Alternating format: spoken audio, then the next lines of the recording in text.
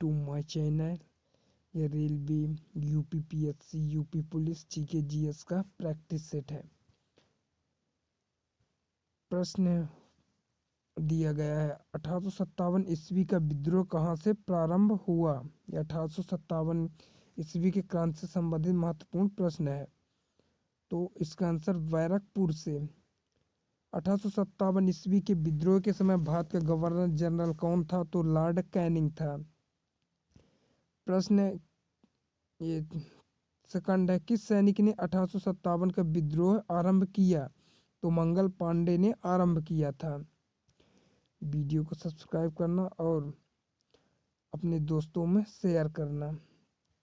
मंगल पांडे को फांसी कब दी गई थी। तो 8 अप्रैल 1857 को। 1857 के विद्रोह में कानपुर से नेतृत्व किसने किया था। तो तात्या टोपे एवं नाना साहब ने किया था। तात्या टोपे का वास्तविक नाम क्या था। तो रामचंद्र पांडुरंग था। 1857 के विद्रोह में बिहार से नेतृत्व किसने किया था। तो नेता कुंवर सिंह ने। 1857 ईस्वी के विद्रोह में दिल्ली से नेतृत्व किसने किया था। तो बहादुर शाह जफर ने। 1857 ईस्वी के विद्रोह में लखनऊ से नेतृत्व किसने किया था। तो बेगम हजरत महल ने। 1857 ईस्वी के विद्रोह में फांसी से नेतृत्व किसने किया था। तो रानी लक्ष्मीबाई ने। 1857 ईस्वी के विद्रोह में इलाहाबाद एवं बनारस से नेतृत्व किसने किया। तो लियाकत अली ने किया था। भारतीय स्वतंत्रता संग्राम 1857 पुस्तक किसने लिखी। तो वीडी सावरकर ने। 1857 पुस्तक किसने लिखी। तो मौलाना अबुल कलाम आजाद ने। बहादुर शाह सेकंड को कहाँ पकड़ा गया था। तो हुमायूं के मकबरे में पकड़ा गया था।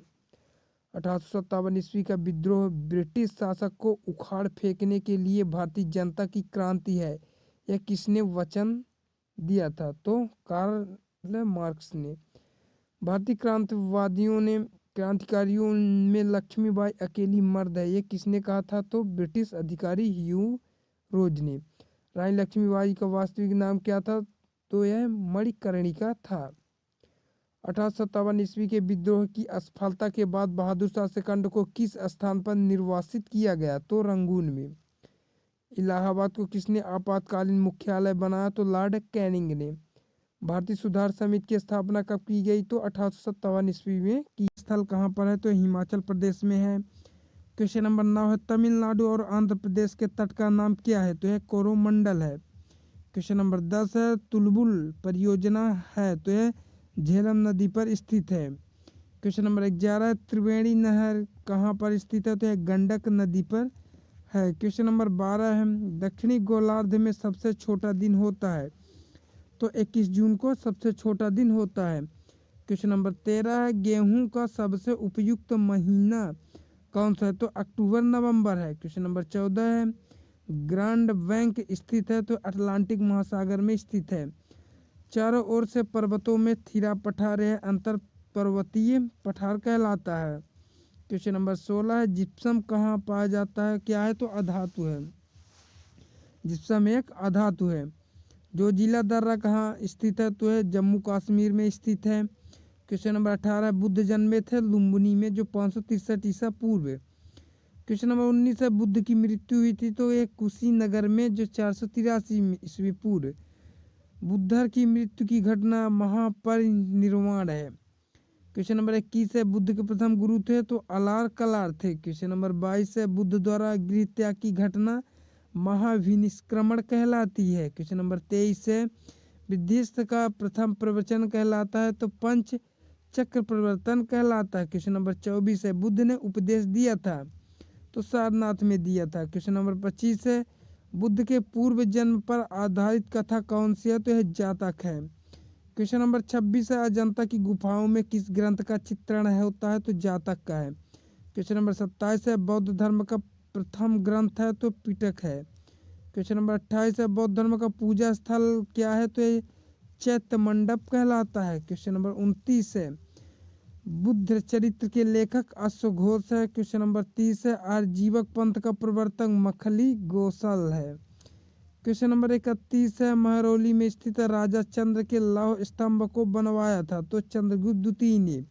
गगई गोंड कहलाया जाता है तो यह राजेंद्र प्रथम को। क्वेश्चन नंबर 33 है, गुप्त काल की राजकीय भाषा है तो संस्कृत है। क्वेश्चन नंबर 34 है, भारतीय इतिहास का स्वर्ण युग यहाँ होना चाहिए, कहा जाता है तो गुप्त काल को स्वर्ण युग कहा जाता है।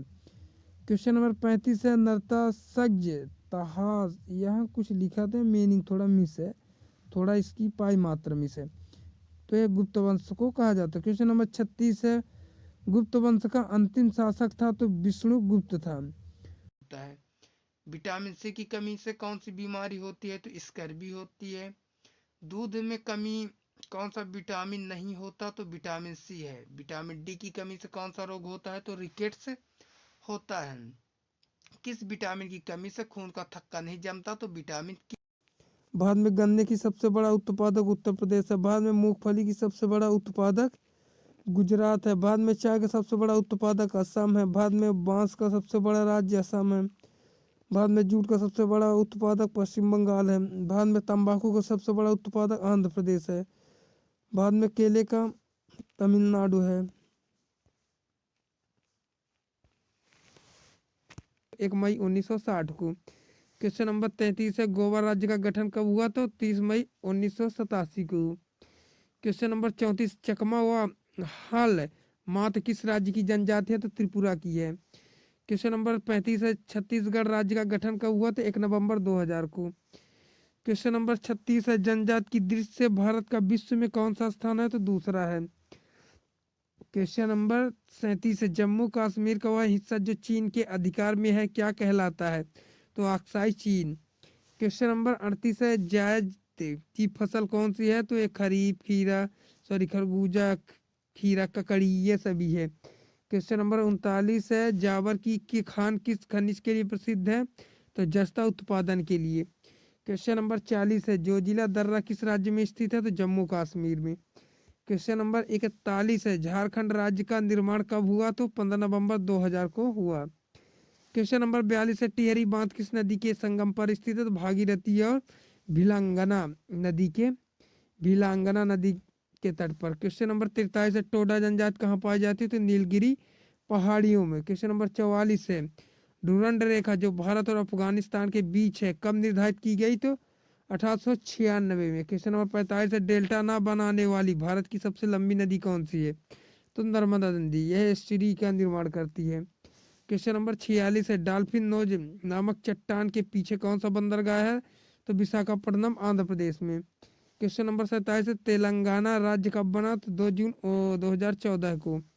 क्वेश्चन नंबर 48 है, दक्कन का पठार किस राज्यों में स्थित है तो यह महाराष्ट्र, मध्य प्रदेश, गुजरात, कर्नाटक और आंध्र प्रदेश में। क्वेश्चन नंबर 49 है, दक्षिण भारत की गंगा किस नदी को कहा जाता है तो कावेरी को। क्वेश्चन नंबर 50 है, दक्षिण भारत की सबसे ऊंची चोटी कौन सी है तो अनामुड़ी है।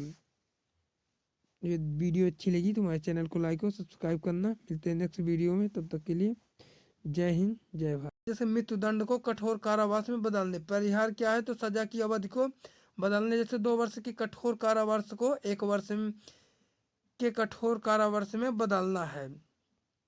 विराम तो विशेष परिस्थितियों की वजह से सजा को कम करना और शारीरिक अपंगता या महिलाओं की गर्भावस्था के कारण होता है। प्रतिलंबन यह किसी दंड को कुछ समय के लिए टालने की प्रक्रिया, जैसे फांसी को कुछ समय के लिए टालना है। क्षमादान तो पूर्णतः माफ कर देना है। इसकी तकनीकी मतलब यह है कि अपराध कभी हुआ ही नहीं। संविधान के अनुच्छेद 161 द्वारा राज्य के राज्यपाल को भी समाधान शक्ति प्रदान की गई है। राज्यपाल राज्य के किसी विरुद्ध अपराध में दोषी व्यक्ति के संदर्भ में यह शक्ति रखता है को मृत्युदंड को क्षमा करने का अधिकार नहीं है। ये तो हो गया ना। बिंदुसार और अजातशत्रु किस वंश के हैं तो हैर्यक वंश के। मौर्य साम्राज्य का संस्थापक चंद्रगुप्त मौर्य है। अर्थशास्त्र पुस्तक किसने लिखा तो कौटिल्य ने। चंद्रगुप्त मौर्य के शासनकाल में कौन सा यूनानी यात्री आया और उसने इंडिका पुस्तक लिखी तो मेगास्थनीज। अशोक ने कलिंग युद्ध किस वर्ष लड़ा तो 261 ईस्वी पूर्व। मौर्य साम्राज्य का अंतिम राजा कौन था? तो बृहद्रथ था। 78 ईस्वी में शक युग की स्थापना किसने की? तो कुषाण राजा कनिष्क ने। गुप्त साम्राज्य की स्थापना किसने की? तो चंद्रगुप्त प्रथम ने। 320 ईस्वी में किसे भारत का नेपोलियन कहा जाता है? समुद्रगुप्त को। और चंद्रगुप्त मौर्य द्वितीय के शासनकाल के दौरान कौन सी चीनी तीर्थयात्री आया था? तो फाहेन। आर्यभट्ट और कालिदास किसके दरबार में प्रतिष्ठित व्यक्ति थे? तो चंद्रगुप्त मौर्य को। ये ये तो पूरा हो गया। यदि वीडियो अच्छी लगी तो हमारे चैनल को लाइक और सब्सक्राइब करना। मिलते हैं नेक्स्ट वीडियो में, तब तक के लिए धन्यवाद।